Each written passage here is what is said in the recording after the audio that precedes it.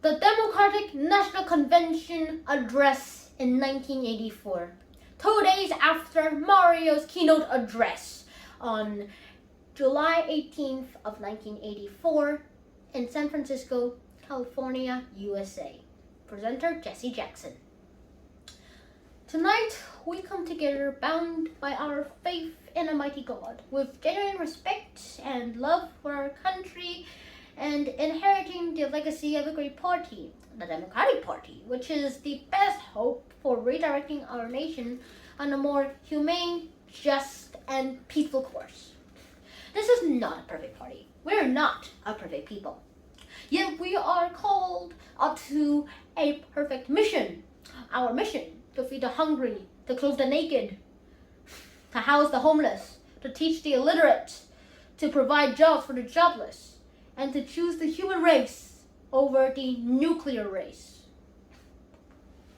We're gathered here this week to nominate a candidate and adopt a platform which will expand, unify, direct, and inspire our party and the nation to fulfill this nation.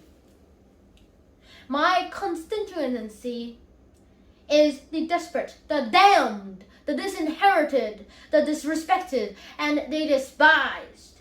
They are restless and seek relief. They have voted in record numbers. They have invested the faith, hope, and trust that they have in us. The Democratic Party must send them a signal that we care. I pledge my best not to let them down. There is the call of conscience, redemption, expansion, healing, and unity. Leadership must heed the call of conscience, redemption, the expansion, healing, and unity, for they are key to achieving our mission. Time is neutral and does not change things. With courage and initiative, leaders could change things. No generation can choose the age or circumstance in which it is born, but through leadership, it can choose to make the age in which it is born an age of enlightenment, an age of jobs and peace and justice. Our leadership, that intangible combination of gifts, of discipline, information, circumstance, courage, timing, will, and divine inspiration, can lead us out of the crisis in which we find ourselves. And leadership can mitigate the misery of our nation. Leadership can part the waters and lead our nation in the direction of the promised land. Leadership can lift the boat stuck at the bottom. I have had the rare opportunity to watch 7 men and then 2 pour out their souls, offer their service, and heal and heed the call of duty to direct the course of our nation. There is a proper season for everything. There is a time to sow and a time to reap. There's a time to compete and time to cooperate. I ask for your vote on the first ballot as a vote for a new direction for this party and this nation, a vote of conviction, a vote of conscience. But I will be proud to support the nominee of this convention for the presidency of the United States of America.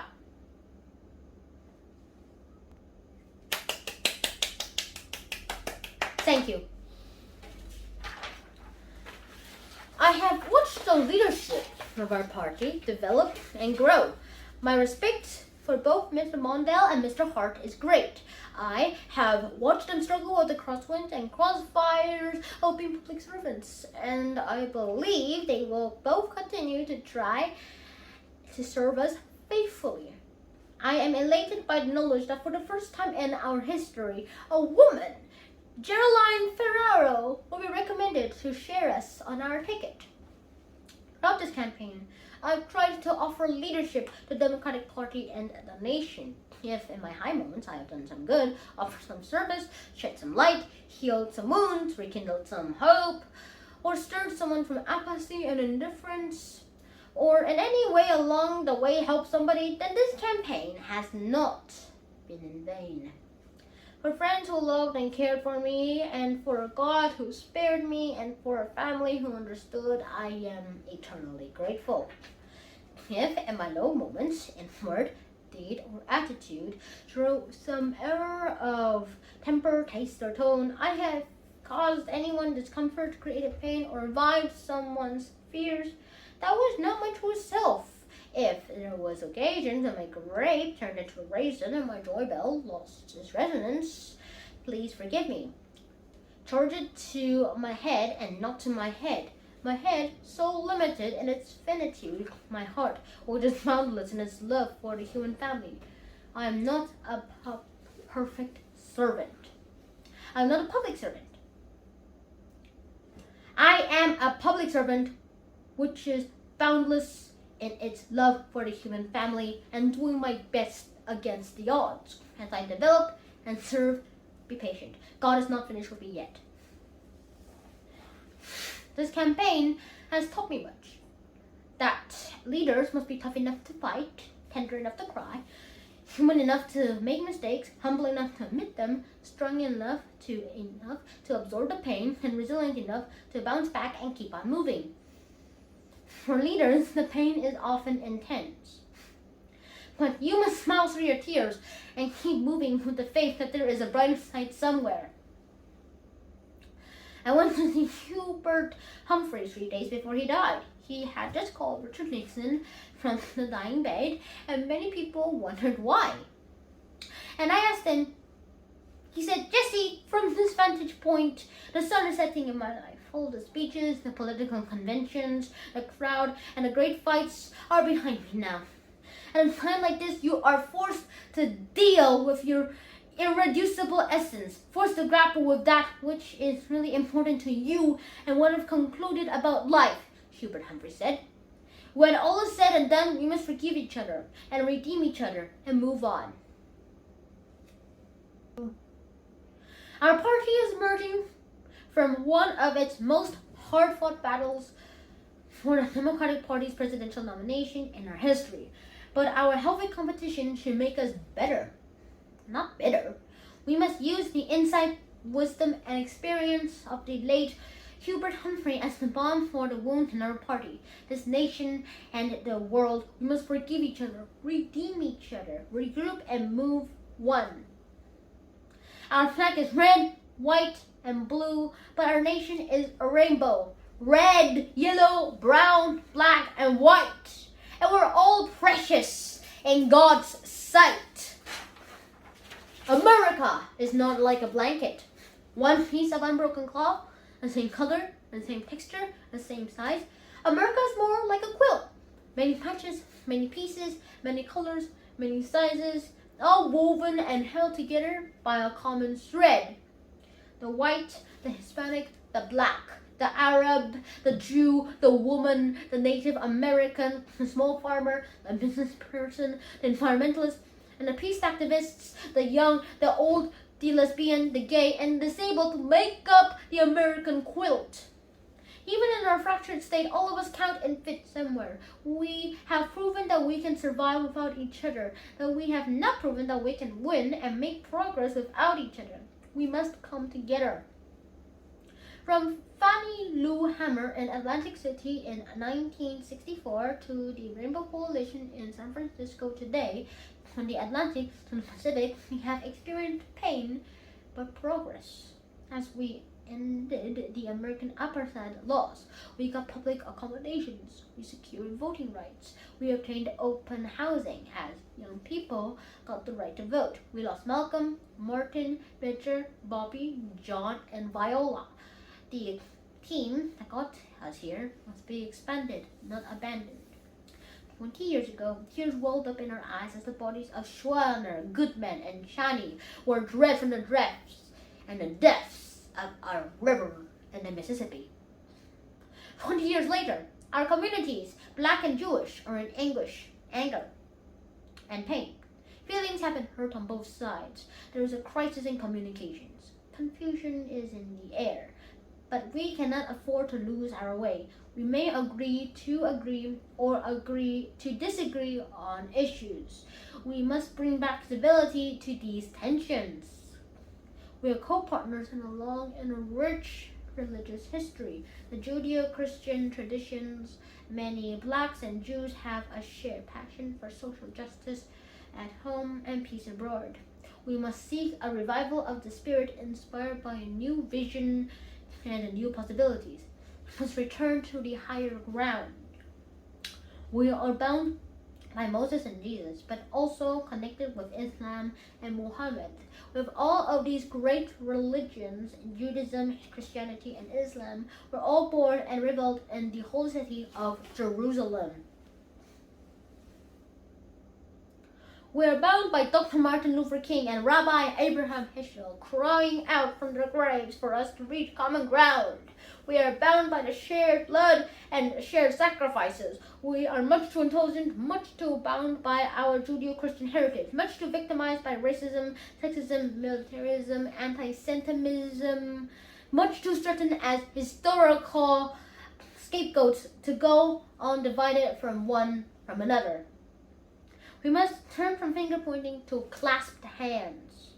We must share our burdens and our joys with each other once again. We must turn to each other and not on each other and choose higher ground. 20 years later, we cannot be satisfied by just restoring the old coalition. Old wineskins must make room for new wine. We must heal and expand. The Rainbow Coalition is making room for the Arab Americans. They too know the pain and hurt of racial and religious rejection. They must not continue to be made pariahs.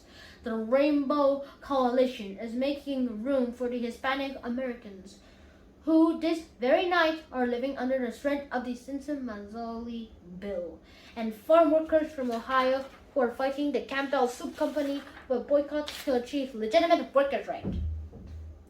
The Rainbow is making room for the Native American, the most exploited people of all, a people who the greatest moral claim amongst us. We support them as they seek the restoration of their ancient land and the claim amongst us. We support them as they seek the restoration of land and water rights, as they seek to preserve their ancestral home and their cultures.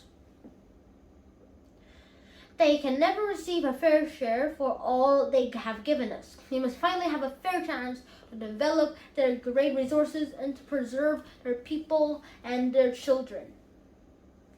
The Rainbow Coalition includes the African Americans, now being killed in our streets, scapegoats for failures of our corporate, industrial, and economic policies. The Rainbow is making room for the young Americans. 20 years ago, our young people were dying in a war for which they could not even vote. 20 years later, young America has the power to stop a war in Central America and the responsibility to vote in great numbers. Young America must be politically active in 1984. The choice is war or peace. We must make room for young America. The Rainbow includes disabled veterans.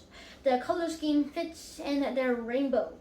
The disabled have their handicap revealed and their genius concealed, while the able-bodied have their genius revealed and their disability concealed. But ultimately, we must judge people by their values and their contribution. Don't leave anybody out. I would rather have Roosevelt in a wheelchair than Reagan on a horse. The Rainbow is making room for small farmers.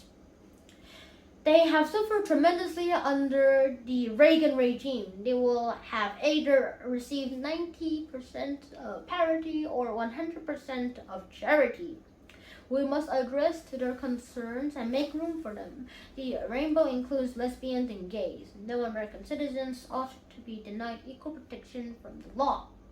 We must be unusually committed and caring as we expand our family to include new members. All of us must be tolerant and understanding as the fears and anxieties of the rejected and the party leadership express themselves in many different ways.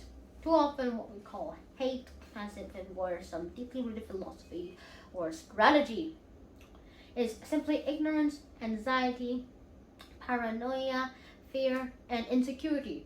To be strong leaders, we must be long-suffering as we seek to right the wrongs of our parties and our nation. We must expand our party, heal our party, unify our party. That is our mission in 1984. We are often reminded that we live in a great nation, and we do, but it can be greater still. The Rainbow is mandating a new definition of greatness. We must not measure greatness from the mansion down, but the manker up. Jesus said that we should not be judged by the bark we wear, but by the fruit that we bear. Jesus said that we must ensure that we should not be judged by the bark we wear, but by the fruit that we bear. And Jesus said that we must measure greatness by how we treat the land of these. President Reagan says that this nation is in recovery. The 90,000 corporations that made a profit last year but paid no federal taxes are recovering. The 37,000 military contractors have been benefited from Reagan's more than doubling of the military budget in the peacetime. Surely they are recovering.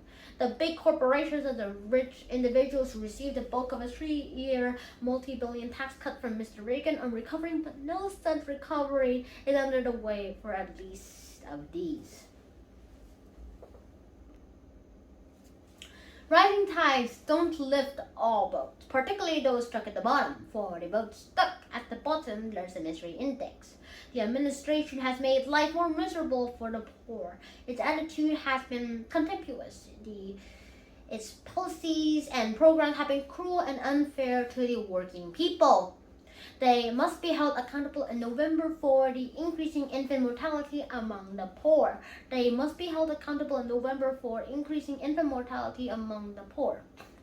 In Detroit, one of the great cities of the Western world, babies are dying at the same rate as Honduras, the most underdeveloped nation in our hemisphere. This administration must be held accountable for policies that have contributed to the growing poverty in America.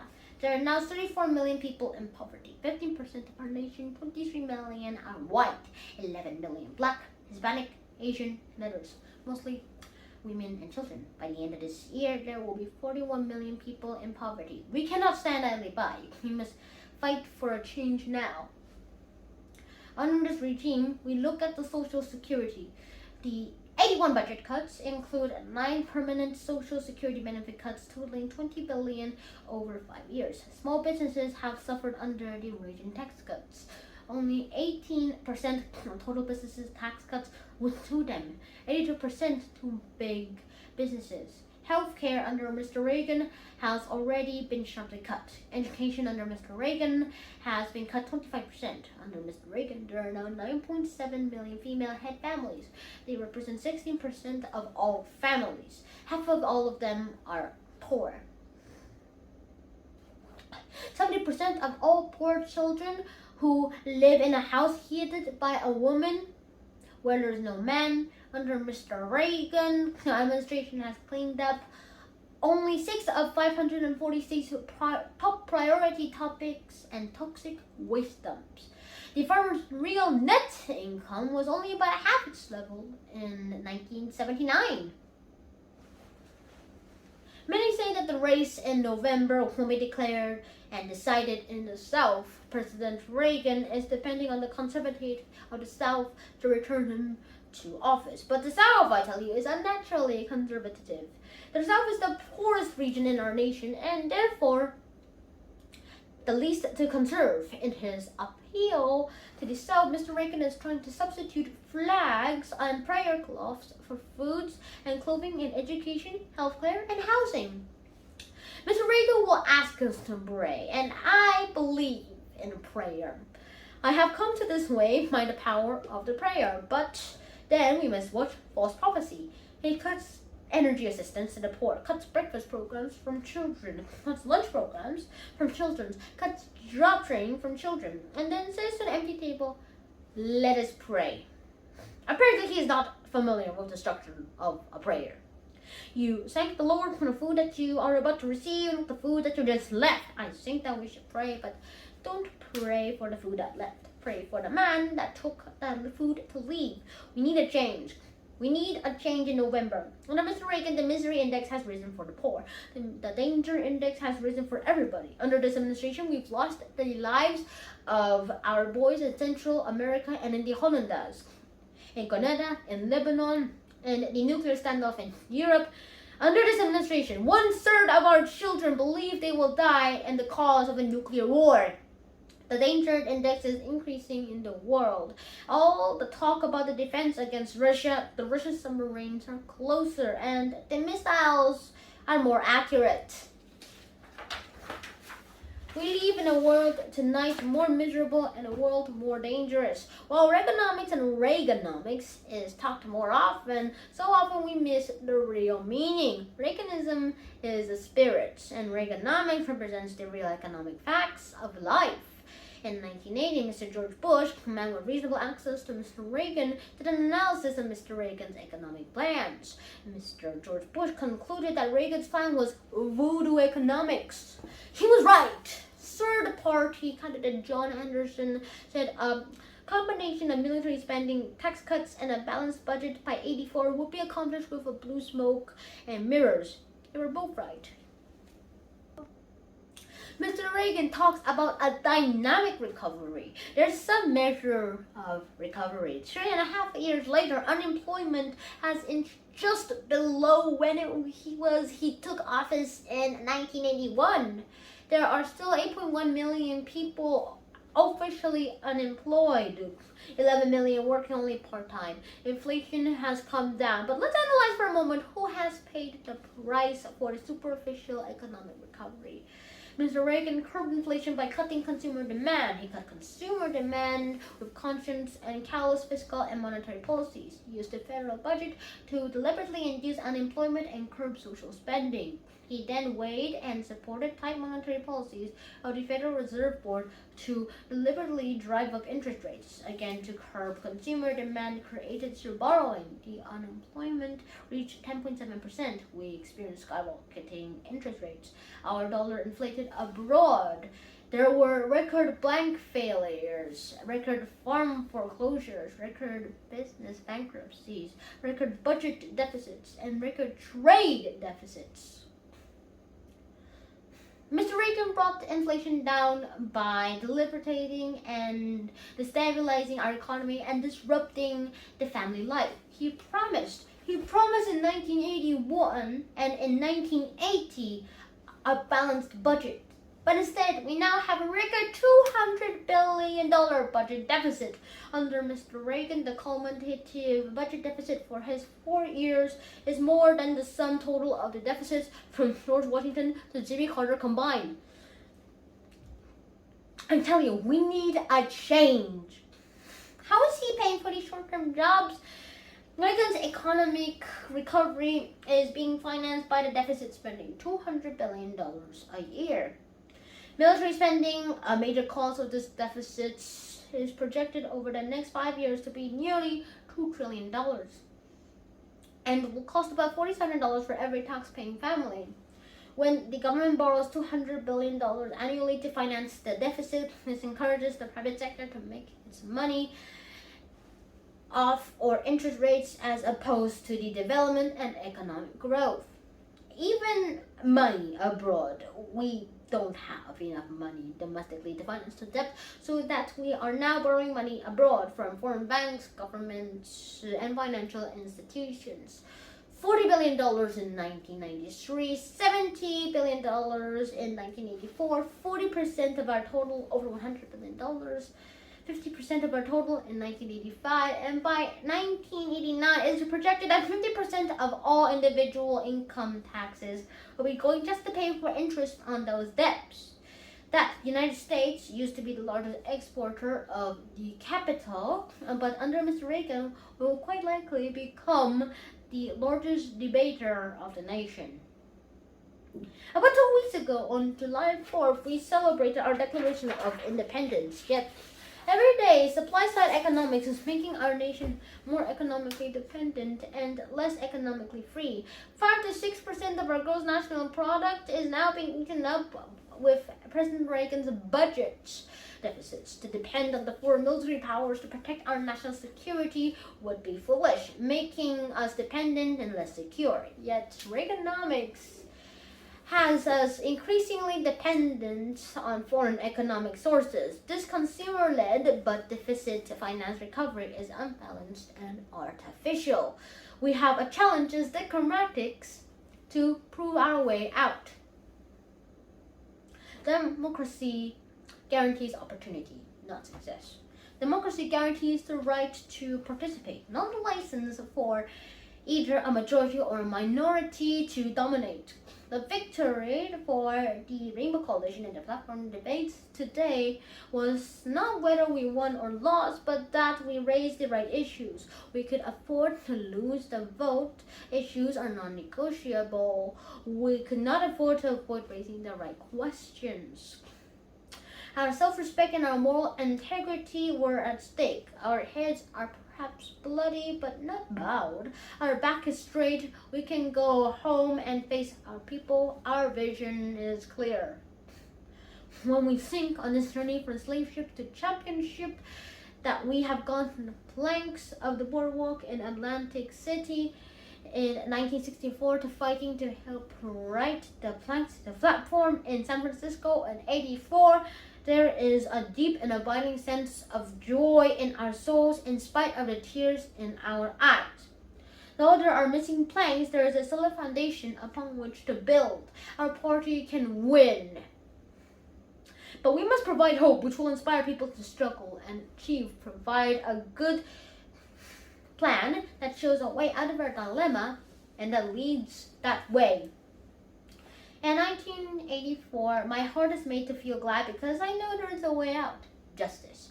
The requirement for rebuilding America is justice. The linchpin of progressive politics in our nation will not come from the North. They, in fact, will come from the South.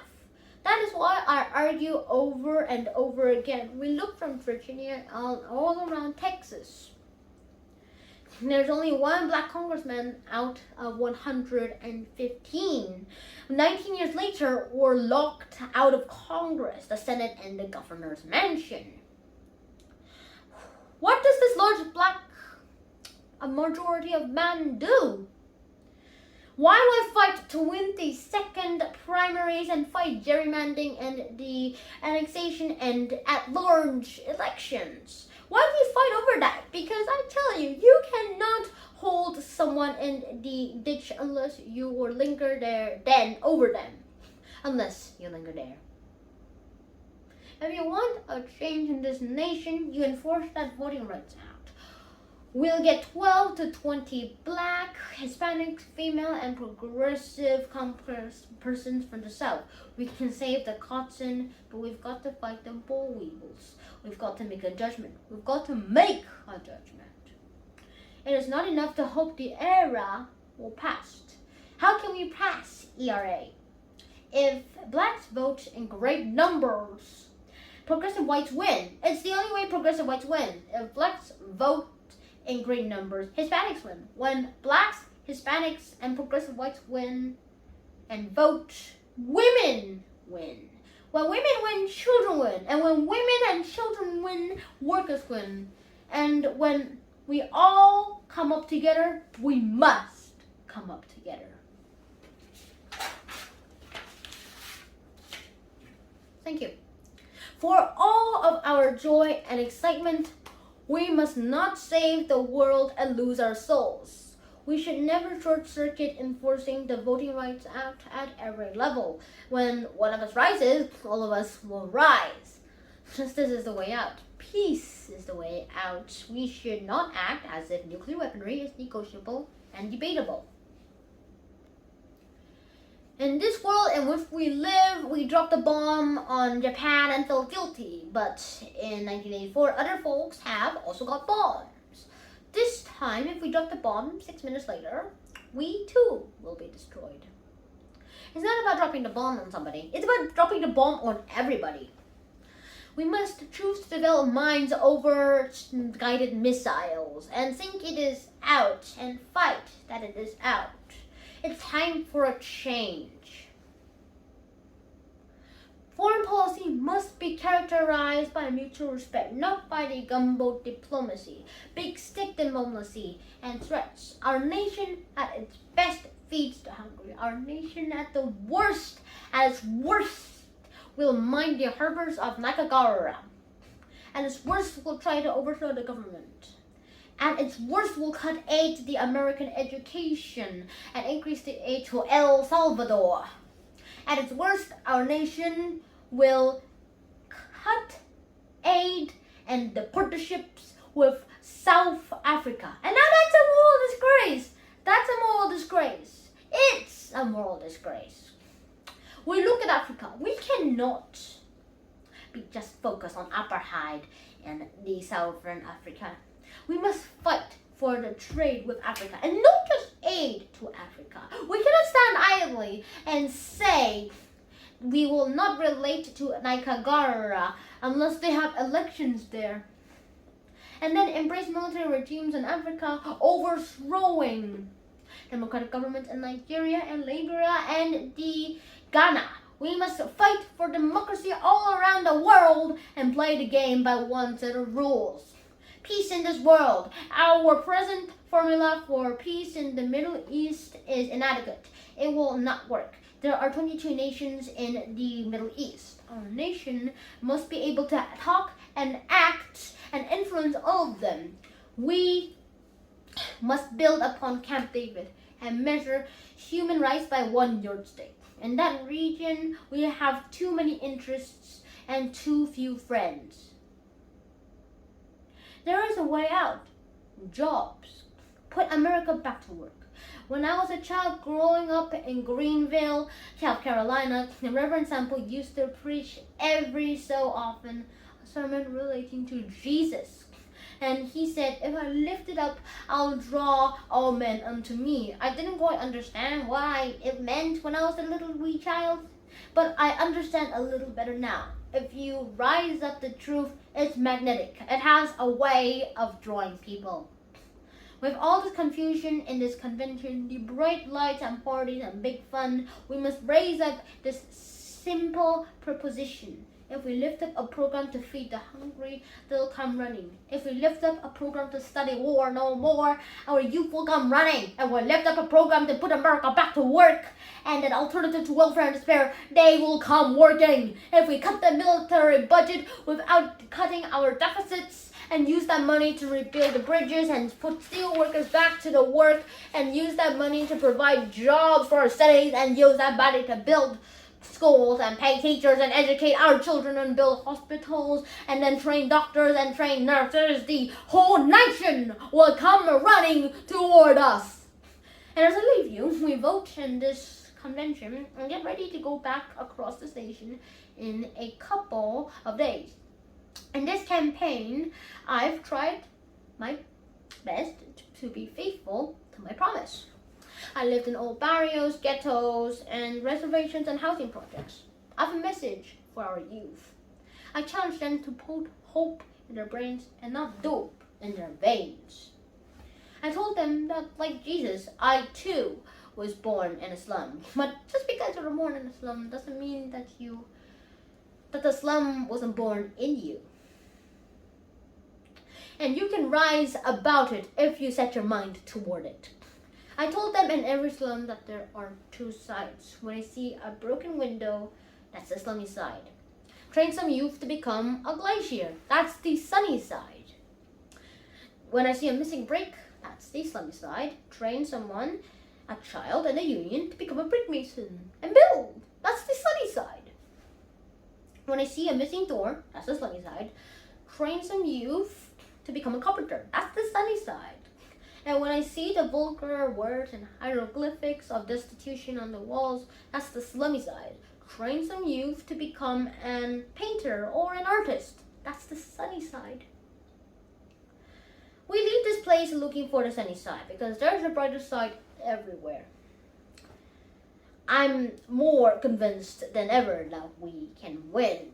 We will vault up the rough side of the mountain. We can win. I just want young Americans to do me one favor. Just one favor. Exercise the right to dream. You must face reality, that which is, but then dream of reality that ought to be, that must be. Live beyond the pain of reality with the dream of a bright tomorrow. Use the hope and imagination as weapons of survival and progress. Use the love to motivate you and obligate you to serve the human family. Young America, dream! Choose the human race over the nuclear race. Bury the weapons and don't burn the people. Dream! Dream of a new